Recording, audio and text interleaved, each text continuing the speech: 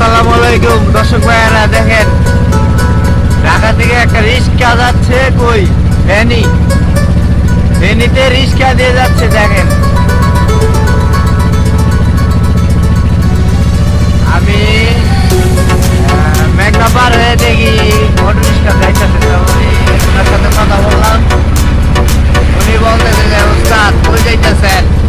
আমি বললাম আমি যাইতেছি নোয়াখালী লক্ষ্মীপুর। উস্তাদ আমি তো যাবো হলো ফেনী। আমি কইলাম যে এটা কি কোন আবার এই গাড়ি ফেনী যাইব কেমনে সম্ভব? দেখেন গাইস, আপনারা দেখেন আমরা এখন আছি বর্তমান